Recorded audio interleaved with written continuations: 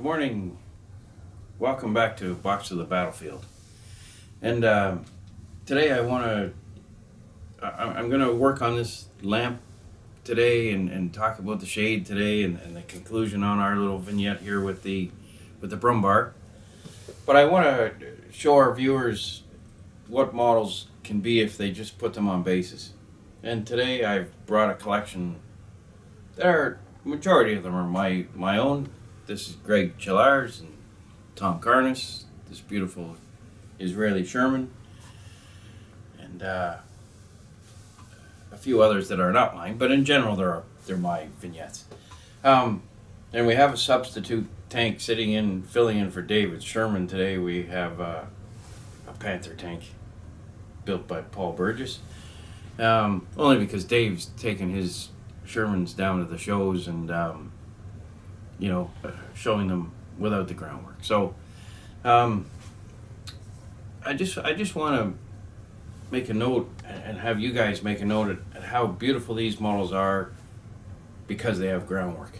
These are certainly nice in your display case, stacked up if you have limited room not to have them on bases like this. But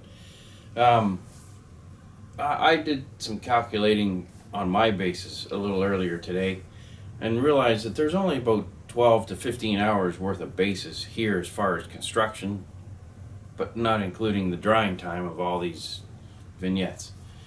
So in other words, what I'm saying is that it doesn't take long. It's enjoyable. Presentation is much better than standalone tanks. And so I just encourage all our listeners and viewers to try to take one step forward and put them on bases. And sometimes because of thoughts that come through as far as a little vignette, sometimes you spend a little more time making a little bit of water, or in our case with Elliot and Dave and I, we spend a little more time on this end of the diorama here. But in general, there's only about 15 hours total of all these ground bases. I think with Greg Chillar's helicopter diorama here, or vignette, I would imagine that 50% of the building of that probably was the actual thinking about it, how to display a 35th scale huge helicopter on a 6x4 base. Greg is probably the master in North America for doing that sort of thing. So, it was probably a lot easier for him than say the rest of us. He's done it 100 times, and to display his model in such a way like that is just awesome, just amazing. And there's Andy Golden, his good buddy. Scott Primo is another man who hasn't. He's got fantastic painting skills for figures and fantastic painting skills for tanks. And the minute that Scott puts it all together in a small little vignette like this, man, oh man, we're gonna be hovering over his model for an hour. So it's the same when we talk about this Israeli Sherman tanker, this M51. As you can see, if this was just a standalone tank, we'd probably, after a minute, move on to the next one, arrive at this Panther, and what have you down the road. But now that it's displayed the way it is, you're not leaving this model. You're going to go over to a vending table if you see it at a model show and buy the bloody tank. That's how captivating this little vignette is. I'm not sure you're going to run off and buy this helicopter just because of the vastness of it. And sometimes the price is, $100. But as far as the two, they're both captivating models. And the reason being is that they're on the groundwork that they're on. And they're telling a small story. These are not by any stretch dioramas. We'll leave the diorama builders like John Rosengrant and Capriano. We'll leave those guys in a class by themselves. these are just simple little vignettes and a nice way to display our tanks. So, and in saying that, I'm going to talk about this little Brummbar of ours. Today will be the last episode on our little Brummbar. And by the way, this is not Dave's Brummbar. I can't let Dave have all the fun. So I started a Brummbar, and I've just got the 3 camouflage pattern on it now. But over the weeks, and not on video, just in my own personal time, I'll work on this. And then when it's all finished, I'll bring it back to the YouTube. But Dave's Brummbar is actually the tank that'll sit here most of the time. But in any event, what I want to do today is just talk about, once again, this lamppost, the debris field, some neat little touches that you can add to a little vignette like this that just, like, once again, draws the viewer in and keeps you watching. So there's, like I say, I want to just cover off some simple little things that maybe will bring the viewer into the dioramas a little better. And something as simple as putting the hatch off a T-34 turret in the water here, it tells a few things. It could tell, what theater of war we're fighting. This being a G, it's obviously a late situation in the war, but nevertheless, doing little teeny little touches like that, once again, tell a little more of the story than just the green tank sitting on a Ponderosa steak plate at your local model show. So, like I say, there's not a lot of time involved here with the groundwork, but the end result is viewers sometimes can't leave the models. So that's the only point I want to make, is that just extend with not a lot of effort a nicer presentation. So what I'm going to do is I'm going to briefly talk about our lamppost and the shade and the glass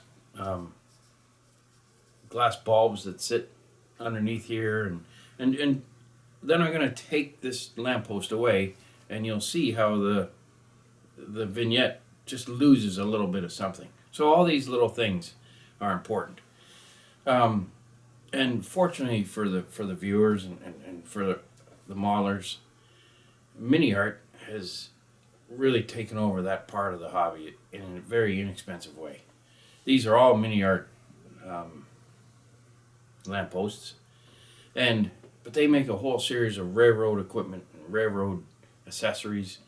They're now coming out in 2018 with a whole series of cups and saucers and beer crates and wine and all that sort of stuff. So what I would do is I would go to the mini art website at home and start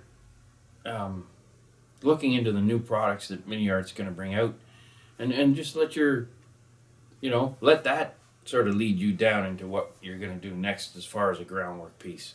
And I'm pretty sure just flipping through their latest catalog is going to inspire you. And you don't have to get involved with looking at all the beautiful figure sets they have. If you're not a figure painter, it doesn't matter. This Brummbar stands alone.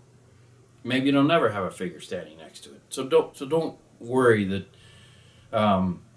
figures become a big thing, because obviously by looking at what I think 50% of the models here, or even less, have no figures on them. So you can still tell your little stories without panicking. And Elliot's little figure here with this substitute panther sitting here instead of Dave Sherman, it just tells just a brief little story about the Sherman. So and let your just imagination just run. So that's all I'm going to say on that. We'll get into the Brummbar lamppost and how to hairspray the shades and all that sort of stuff, but we have to get there first. So let me get all these models out of the way so we don't accidentally spray paint them with overspray. We don't want that going on, and then we'll settle down and talk about that. Okay, so one of the one of the things just mentioned is the mini art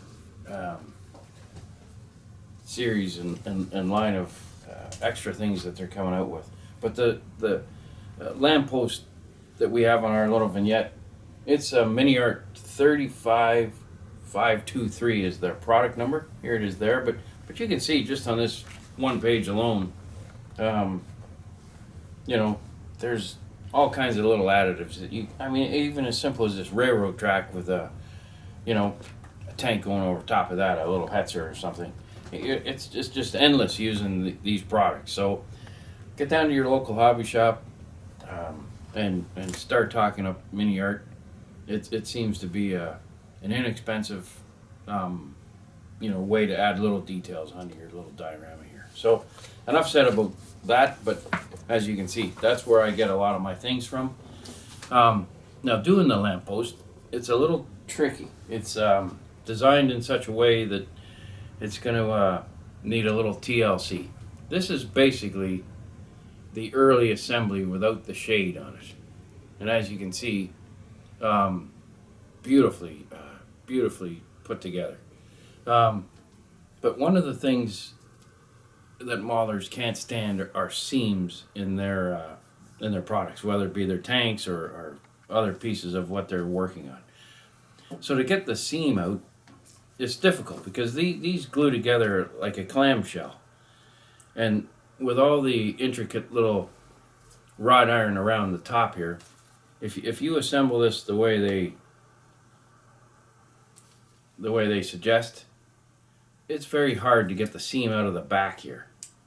And you enter that at a show and you can have the most beautiful model going, but if there's a striking seam down your piece somewhere, that's the only thing they remember, unfortunately. So as you can see, that little hole, you glue the two halves together in their instructions, but then it's hard to deal with the seam in amongst all this beautiful wrought iron. So what I do, and this is something for you guys to think about,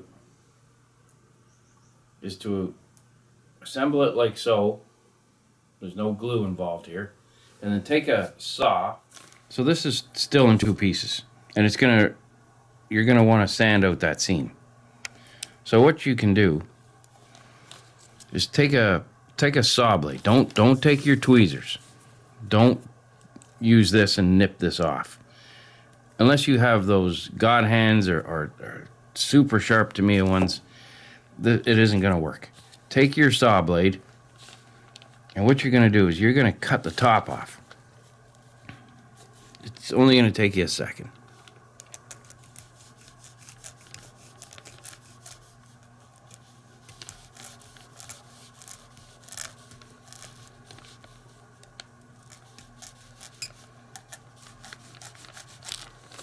All right, so now you have your shade to work with. All right, and now you're gonna gather these two pieces, glue them on properly. So that's and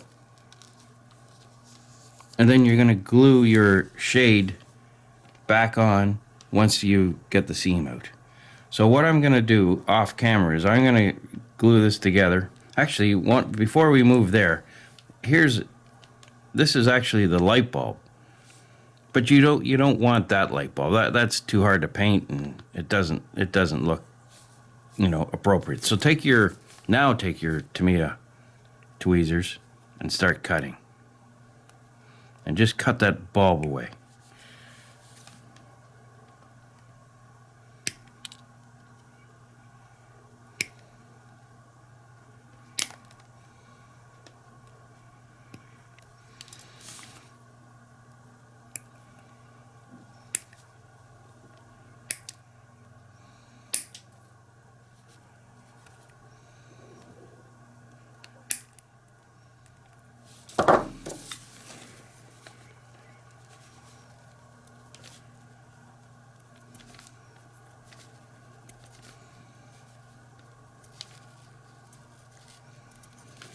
Like so, and then duplicate that on the other side so that you have a little bit of a hollow there.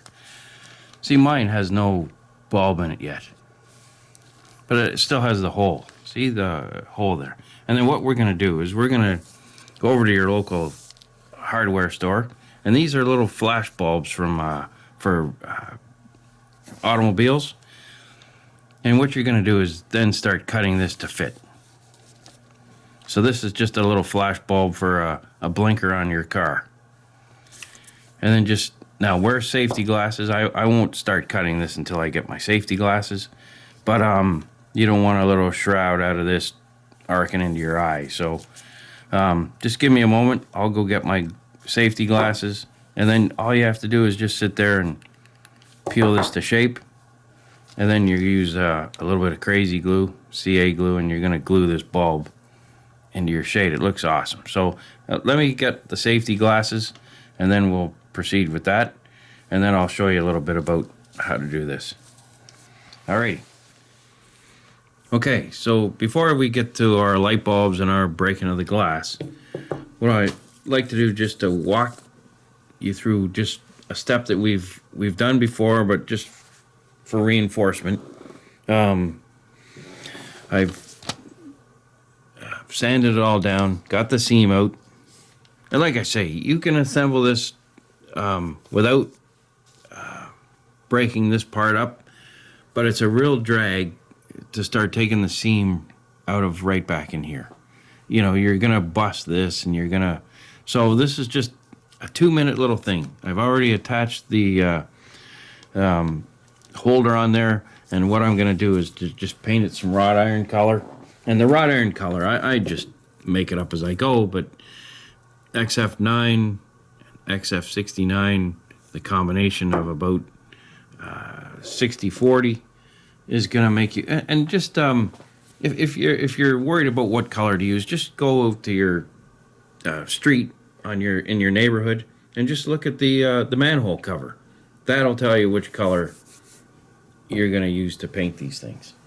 Manhole covers are, you know, a reddish, blackish iron color, so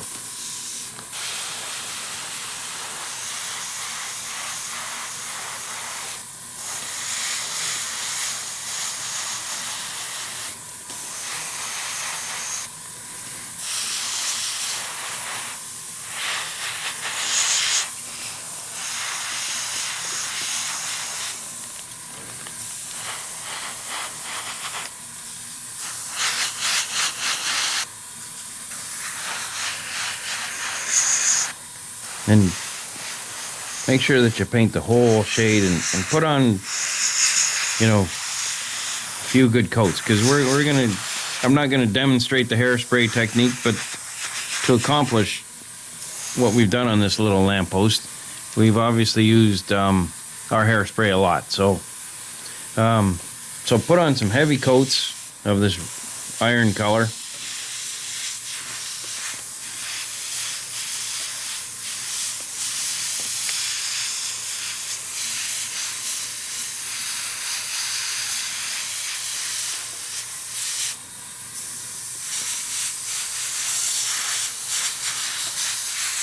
And just, if you miss a little spot, don't worry about it. Just don't scratch there when you're using the hairspray. But try to get a good coat on here. Like so. And like I say, we've already gone over the hairspray a number of times. But, that's our base coat iron color. So, then of course we're going to go through the step of assembling the other parts of this post. And in fact, in reality, I would have assembled the whole thing down, sanded out the seam, so that we have a piece like so, all painted iron color. And then our famous Tamiya number XF71 in between the hairspray and the iron color. So just to walk through it one more time, you get it to this point, put the hairspray on, put it on your shade, let the hairspray sit and dry a little bit, a few minutes, come back with our XF71, and then go through the process. And what's going to happen is you're going to end up with that. Now, some guys don't want to, some guys, for instance, Tom, over on his diorama, I recently asked Tom about this. There's not any hairspray on here. All that scratching is done with the sponge effect. So the beautiful hatch that he's done in around here and this little piece of the Sherman, all that's done with a sponge. And the beautiful wear and tear where the drivers and commanders go in and out of the Sherman tank. Tom has got a great feel for the sponge, so there's different ways of coming up with the same result, and his preference. And if you look down here, it's just beautiful in here. And once again, mostly all sponge and probably a little bit of a lead pencil. But Tom has just executed it beautifully, and it's all over this model, like all in here. Now the garbage cans, or garbage cans, the fuel cans, I was asking, once again, we're talking about bases that take 2 or 3 hours to assemble and put together. I asked him the time frame to put these things together, and they're such a great piece of this little vignette. Just something on the side, but he told me that he used Woodland Scenics red letters for the shell, and again, sponge all over the oil cans, and he says it was about 2 hours total. But look at the overall appearance. It really adds to the vignette. It's really great. So, you know what? Spending very little time turning these little projects into what they are, just with your sponge as opposed to the hairspray that I like to use. But he did a fantastic job on this. So once again, beyond probably spending 50 hours on the Sherman tank, it didn't take him long to put this vignette together, and yet it is just... Now, Tom is also an excellent figure painter, and so I would imagine I would imagine painting these figures are probably 25 hours or so in each one. So that's doesn't count in our... And that's why, if you're not a figure painter, close up the hatches. And once again, if you remove the figures from this, it's in the timeline for the figures. It's something that you can master, rather rapidly once you painted the tank, and away you go. So, like I say, Tom likes the sponge technique, which is all over this vignette, and I, in general, like to use the hairspray technique. But the combination of both is even better, because there's sometimes some timelines involved, and it's a lot easier to do this and mask this off with it and operate it with a technique with a sponge than sometimes hairspray. But nevertheless, we have advanced sort of results with basic basic techniques. And so that's all I'm going to go on about with the lamppost painting. But then we're going to go to our light bulb. And once again, I've just gathered these from our local, probably Princess Auto or Napa, whatever, wherever you can get the little flashers, and they're inexpensive, as we all know. So to break the glass, if in a combat zone, just make sure you have safety glasses, the little sharp little pieces of glass you don't want flying around your modeling room to go pinging into your eye. So you can use just your Tamiya cutters. Just be cautious when you're doing this. But as you can see, and maybe I'll do it on a black background so you can see it a little better. But just sit there and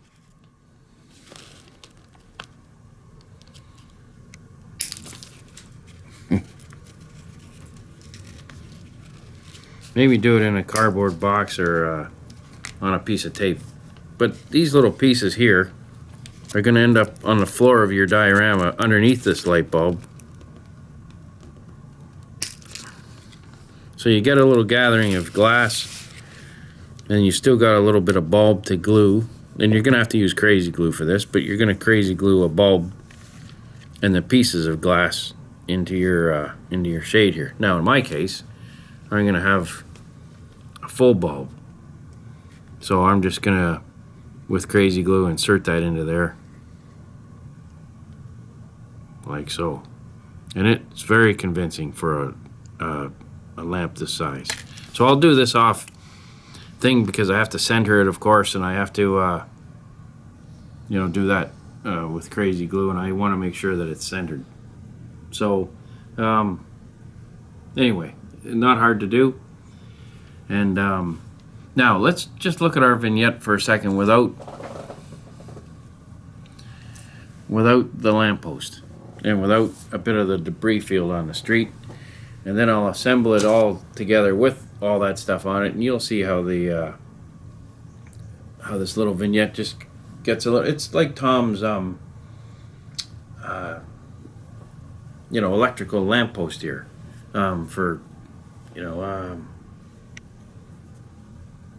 the height and everything matching up with this antenna set and everything. It's great how the height works and just brings it, gives it a little more body to it. So it's always great to put things like that in your vignette. Just the drawback is you also have to transport it, and this lamppost is firm and solid. It's not like it's something you can take down. So transportation of these things sometimes becomes a hassle if you have pieces like that or pieces like the lamppost. But you can't make them removable. So, like Tom's restricted now for, going to a model show where he has to drive. There's no way that you're going to package that up and tuck it under the seat of an aircraft or something to go to the U.S. Nationals in, Western USA. But nevertheless, that's here nor there. That it looks much better with the lamppost in it than not. So let's not restrict it based on flying in an airplane. Anyway, what I'll do is I'm going to show you how to make some pieces for our debris field. This is obviously a door frame that's been blasted away, and there's a little cutout here for the hinges that used to be there for the door frame, and I'll just quickly demonstrate that. So I will go and put these in a safe place, get out my lumber, start cutting that up, and show you guys how to do that. So give me a second, and shall return in a second. Okay, so one little additive thing to talk about is the debris field from our Brummbar smashing through the building. It's not an explosion. It's probably an explosion that happened maybe days ago, but the Brummbar is now plowing through, doing what he does. So one of the things that is just interesting to look at, it's nothing more than that, but is to make the lumber interesting. Like for instance, this little hinge here. When I say hinge, what I mean is the hinge that's missing. And to do that is, it's just by going and looking at broken down buildings in your neighborhood, through demolition or whatever, a house that's been knocked down to build a brand new house on it, you're going to see all this kind of stuff hanging around, because the hinges are one of the first things that, once the house is bare, they start taking off the brass hinges and they, sell all that stuff off. So doorknobs and all that sort of stuff from old houses. So one of the things that's just interesting for our little purposes is to show these kinds of things. So very simple to do. Just get a nice piece of lumber, paint it a color that's come together in the previous sessions at your diorama. Just paint a strip.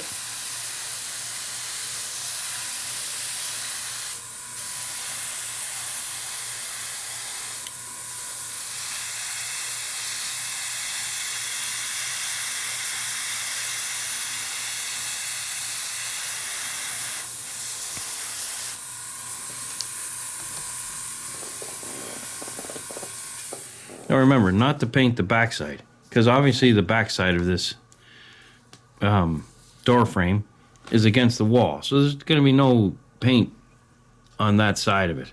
And depending on how it lands on your diorama as you assemble the pieces on there, sometimes it's going to show. So don't paint the backside. Just picture it in your mind, the real life piece, and you'll quickly realize that. And then just we probably all have these needle files, that we've purchased throughout time, and obviously there's about 6 or 7 or 10 different shapes and sizes here. But just take your bar, your flat file, and just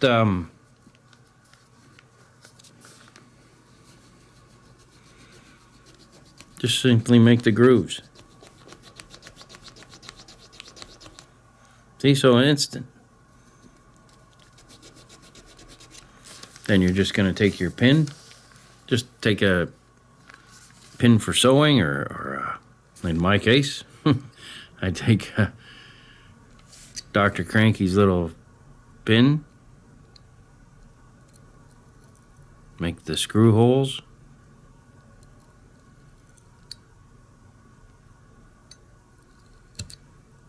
and don't worry if you break it, that's combat stuff.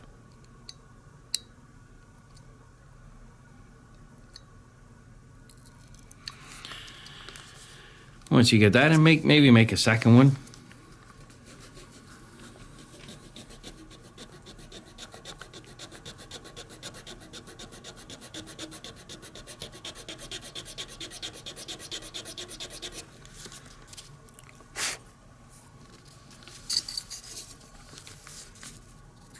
Make your pins. It might take you 2 or 3 goes at this anyway, but it's really not difficult to do. But it's a nice little effect in your Brummbar vignette, so typical of, and then just start breaking the wood. So just splinter it. See, so you got a beautiful end to it. You might want to break this one here.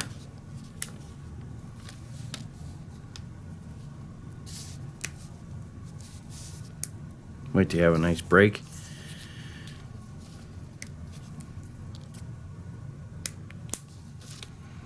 So there's a good start. And then what I'm going to do is I'm going to go change the color in the airbrush. I just had the blue. Now I want to put in Tamiya XF59, which is desert yellow. And that's going to be actually the color of the broken end here. So let me switch out the blue, put in the XF59.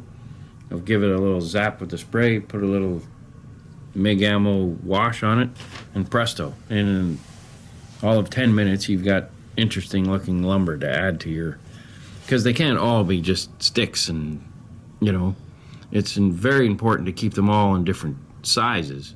But then just to have a couple of door frames hanging around, or window frames, it just adds to your little diorama, interstate, but nothing more than that. If you do the whole thing without these in it, that's fine too. So let me go switch the color in the airbrush, come back, spray it, give it a wash, and I'll do all that, and then start assembling it back up again. Our little debris field here, because there's nothing on the street yet, so we'll add those pieces, and then away we go. We're finished. So give me a second to change the color, and then we're on our way again. Okay, so to get the wood color, I just use Tamiya XF59, thin down, probably 60-40 thinner. So all the little ends in the back,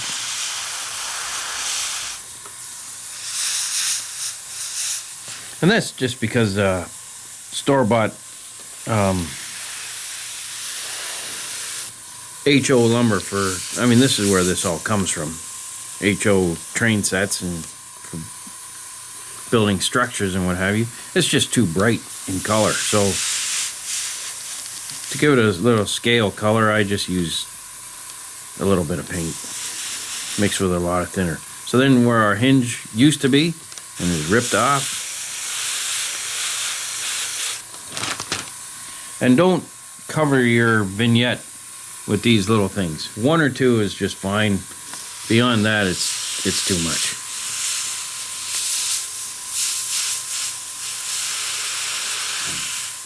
And remember the back side, which is against the wall, nailed to the wall. Do that in the lumber color just because it wouldn't have been painted, would have been hidden. And then hit your hinge area. And don't worry about overspray. Remember, this is a demolition site. Doesn't hurt to do the little pieces that we busted off.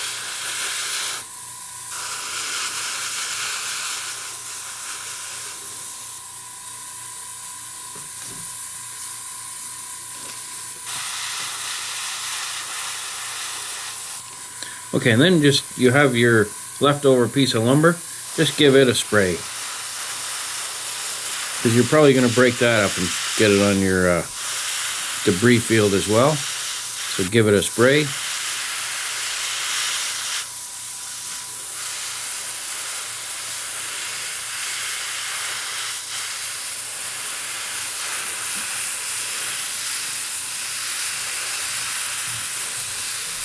And you haven't decided on the length yet, so don't worry about that.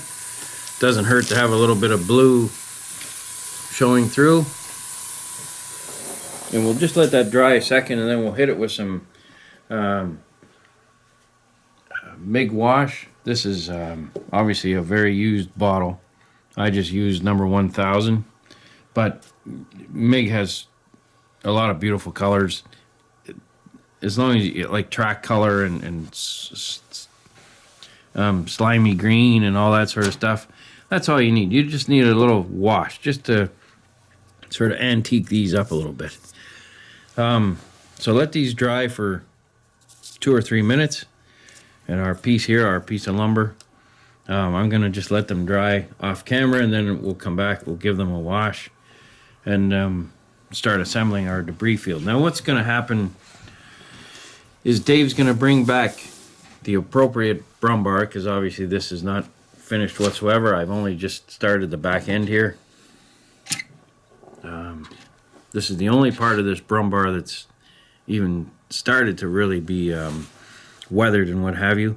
So it's not ready really to be dusted or anything like that to merge the two together. So down the road, as I paint this, and I don't want to marriage Dave's exactly to it with a little buff in the end, only because he takes his little Brummbar out on tour, and I don't want to have Dave spoil it trying to match up this sort of groundwork with you know, the real tie-in of spraying the whole thing with Tamiya XF57 buff in the very end of the project, which will go over the lantern or the lamppost. It'll go over the lower parts of the Brummbar, and it'll marriage up this base. So I don't want to marriage up Dave's Brummbar by, you know, spraying, you know, Tamiya 57 to it. So what I'll do is I'll just attach it to mine. Now one of the things that might make this an interesting diorama moving forward is once we got our lamppost up and our debris field in, we can then talk about this as a very interesting diorama with one simple figure. And that simple figure is as follows. If you took a bouquet of flowers, that lamppost is in scale. It's falling down. Just hang on one second, guys. There we go. Get the appropriate pieces back on here, and then just looking in once again in the Mini Art catalog.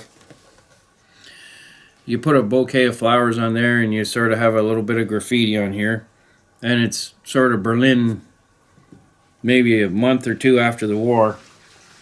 And then you can simply take a figure like this, especially if tank maulers are not great figure modelers, but if you can get away with just doing one, you take a figure like this, which is the Mini Art set number 38011, and then place that child somewhere in here staring at the big tank in Berlin, you know, sort of maybe in July or August or maybe even later in the year. I mean his dress code would dictate that it's summertime. So, you know, maybe even September of 45.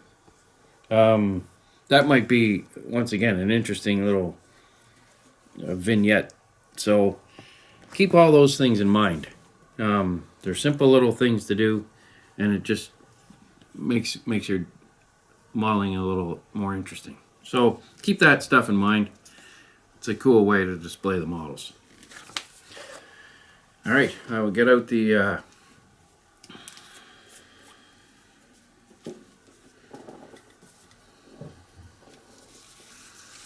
okay, so we're going to take some MIG wash, and we'll just put a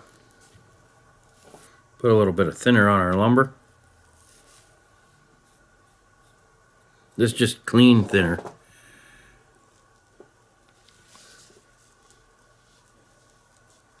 And a little bit of MIG wash.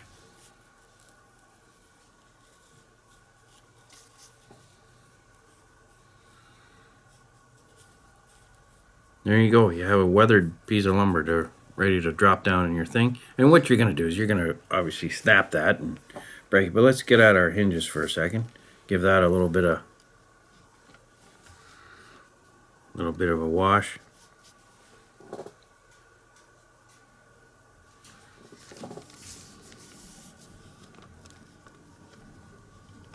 Stipple a little bit.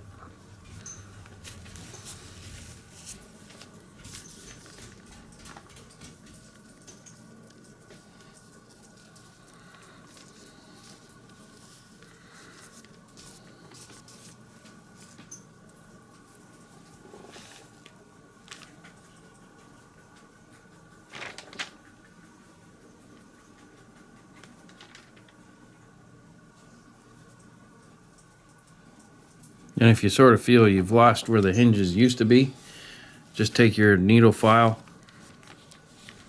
and just give it another scrape across.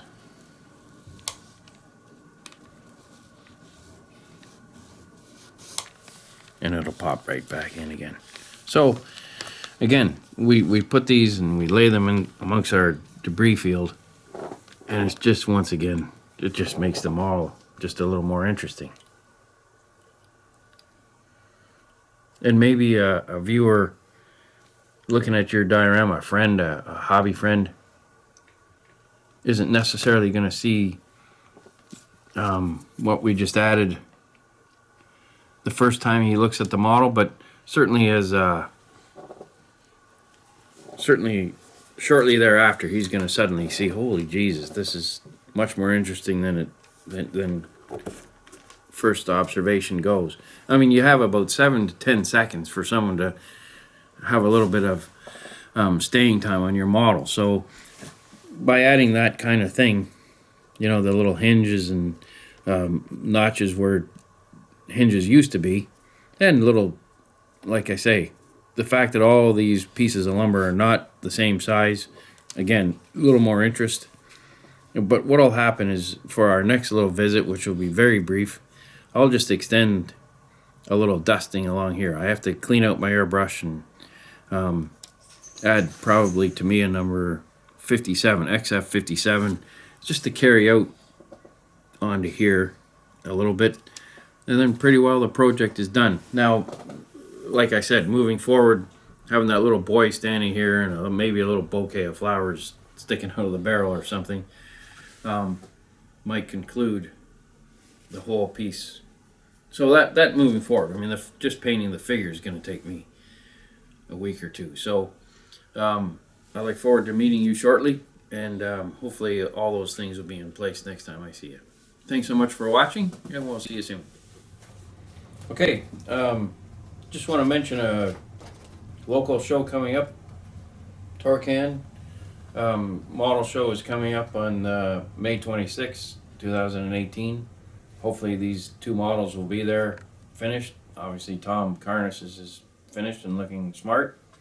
So a fantastic show. Probably 700 models, give or take. Fantastic vending area. Probably, I would say at least 35 different vendors at the show with 100 tables. So Hornet Hobbies will be there. The Barrel Store will be there. Wheels and Wings. All your favorite local hobby guys will be there. Plus all the basement guys selling their wares. So come on out to see Torcan. It's a show that's been, I think there's been 30 different Torcans over the years, starting back in, I think 1977 or 78 it started. And it's been going a long time. So come on out and see it. It's you can just go to the Torcan website to get more information on categories and what have you. But it's in the north end of Toronto. So we'd like to see you there. Thanks so much, and we'll talk to you shortly.